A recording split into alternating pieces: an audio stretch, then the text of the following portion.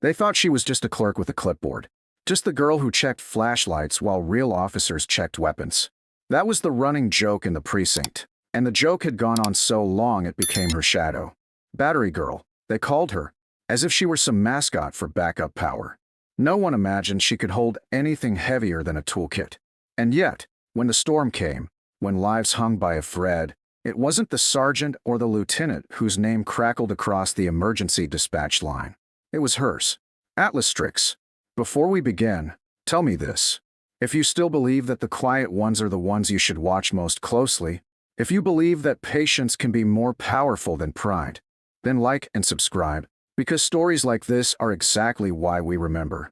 Claire Ward was 28, but in that building, she might as well have been invisible. Her post sat at the far end of the supply wing, a battered wooden table with scratches deep enough to tell a history no one bothered to read. Rows of flashlights stacked neatly in gray crates beside her, each tagged, numbered, and neglected until patrol officers came stomping through the supply line, muttering about faulty bulbs and drained batteries. To them, her job was meaningless. To her, it was the post she never abandoned. She moved with quiet rhythm. Flick, beam, lock. Test again. Reset. Every motion deliberate. Every number noted in a worn ledger instead of the electronic system everyone else used. The precinct had tried to replace the ledgers years ago. Claire refused. She said paper never lost power. They rolled their eyes. Battery Girl and her books. One officer muttered once, loud enough for her to hear. She didn't look up. She never did. The others couldn't see what was happening beneath the monotony. They couldn't see the patterns she tracked, failures by brand, faults by frequency, timing malfunctions that aligned with certain shifts. To them, it was a dead-end task. To her, it was training, a kind of vigilance no academy ever taught. Lieutenant Harlan, always eager for a laugh, once walked by her bench and tapped the top of a crate with the back of his knuckle. Ward, if you ever get tired of that, I've got a lawnmower at home that needs tuning. Same skill set, right? His buddies chuckled.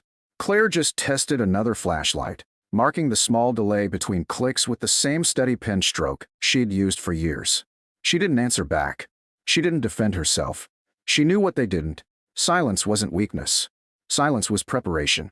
The precinct ran like that for months, the laughter trickling down the hallways like water through cracked pipes. Claire remained where she always was, bent over a beam of light, timing it against her watch, recording the difference between reliable and failing. It seemed pointless to them, but she remembered another life, another duty. She remembered the call sign whispered over a field radio, Atlas Strix. The name she hadn't heard in 6 years. The one buried in files so black that even her current captain had no clearance to know. At night, when the supply wing emptied, she would close the crates and lean back, watching the shadows along the wall. Flashlight beams had saved her once, in a jungle where radios failed and the moon hid behind cloud cover. A single pulse of light across the canopy had guided her team back from an ambush no one had been meant to survive. They never spoke of it. They never could. But she remembered, every time she saw a faulty bulb. Still, none of that mattered to her colleagues. They didn't see a veteran. They didn't see a survivor.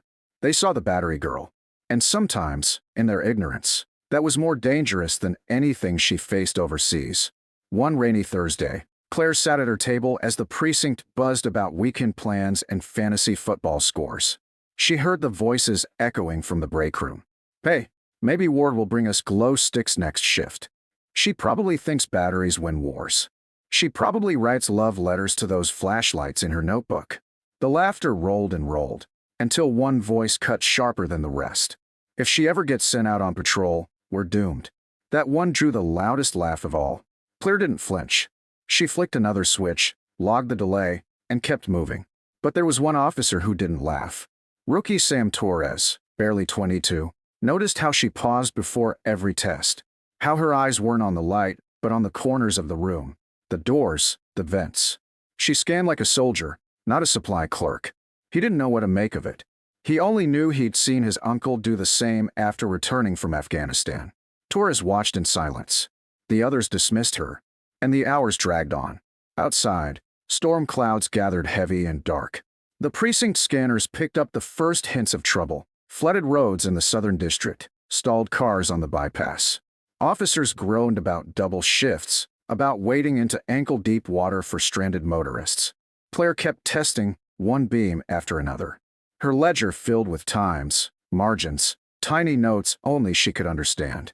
When the lights flickered across the precinct ceiling, the joke stopped for a moment. Just long enough for people to notice the hum of electricity had turned unsteady. But when the power surged back, so did the laughter. "Guess we'd better start handing out candles," someone said. The room chuckled again. Claire didn't move.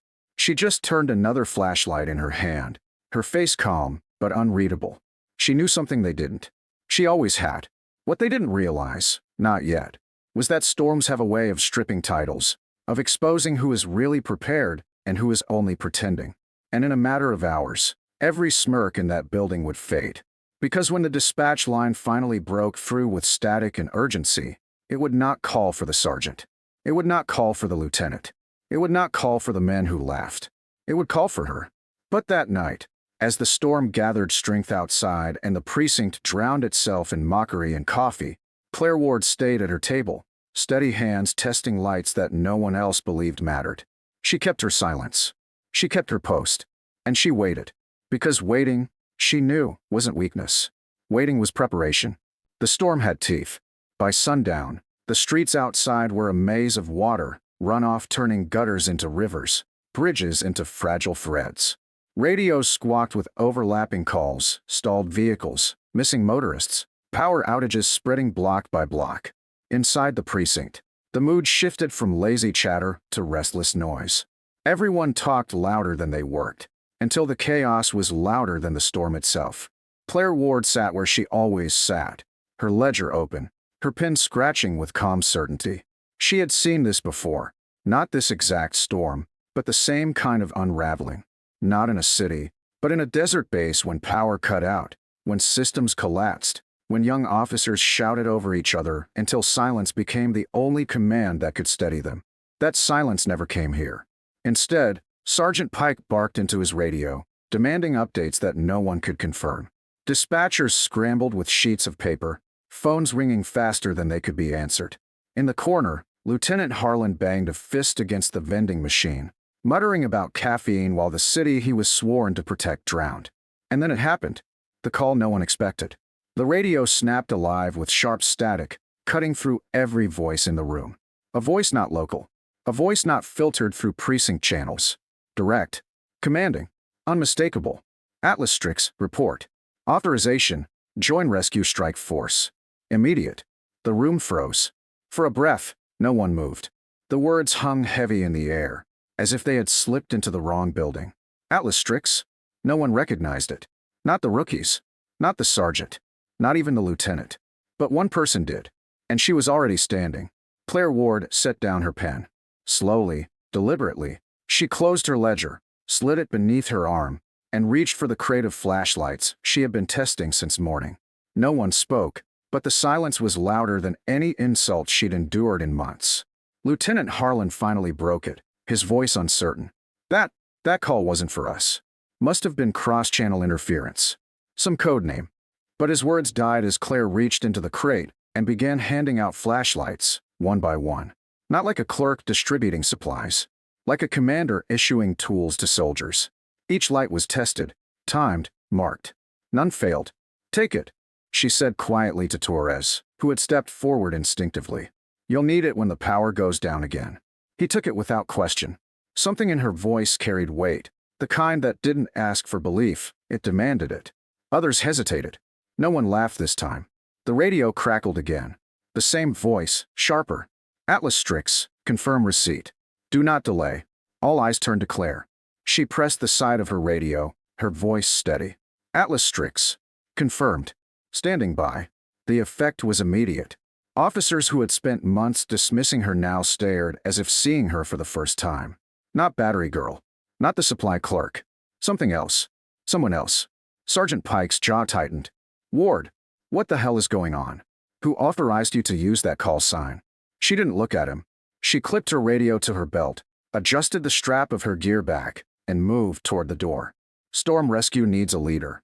You'll get your orders soon enough." The words weren't loud, but they cut through the room like steel.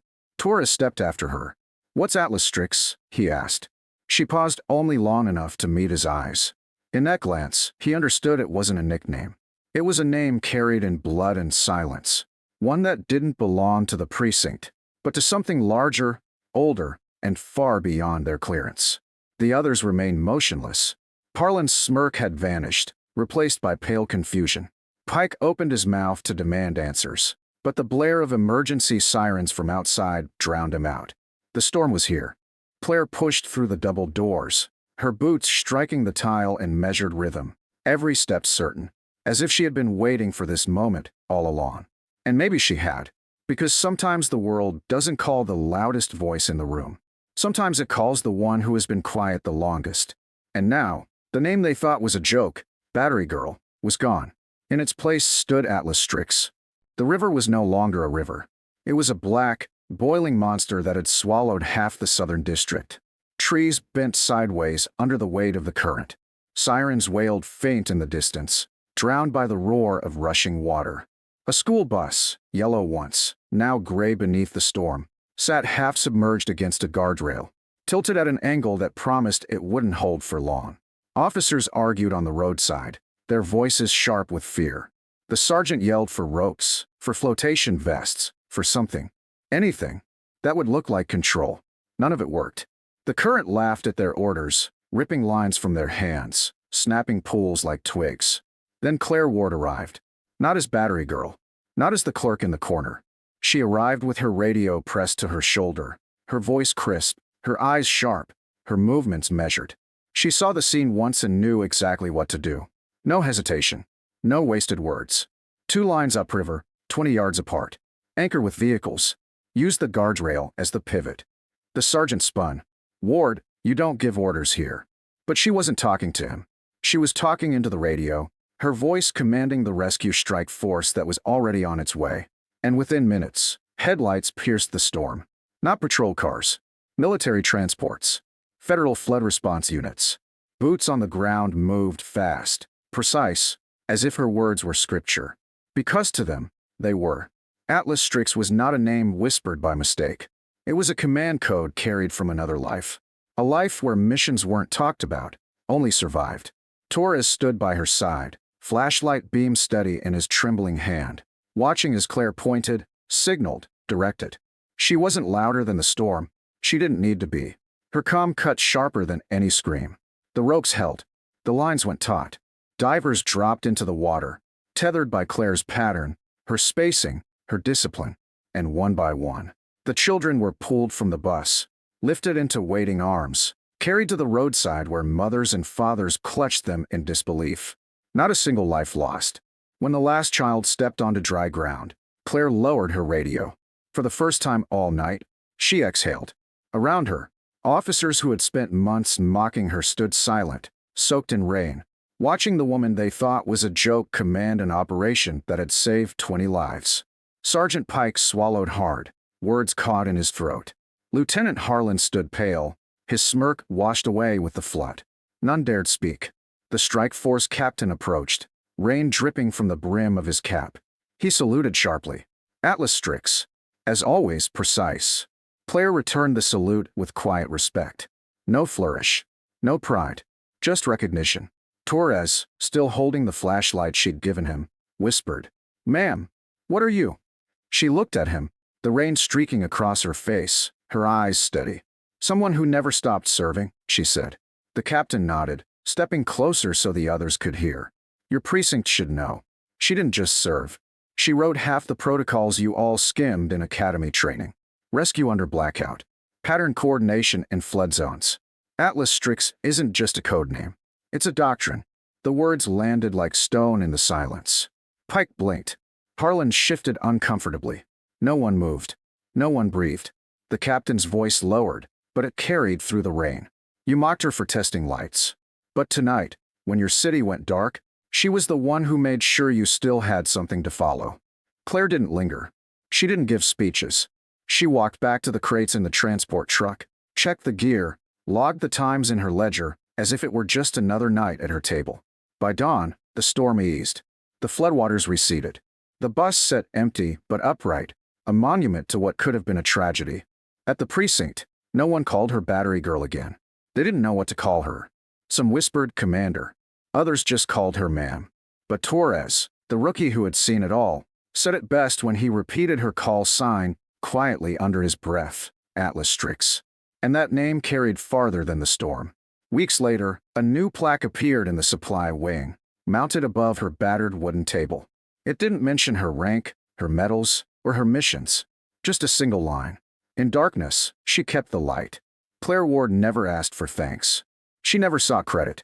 She just returned to her post, ledger open, testing flashlights. Because she knew storms always come again. And when they did, she would be ready. Never underestimate the quiet ones. Their watch doesn't end when the uniform comes off. It only changes.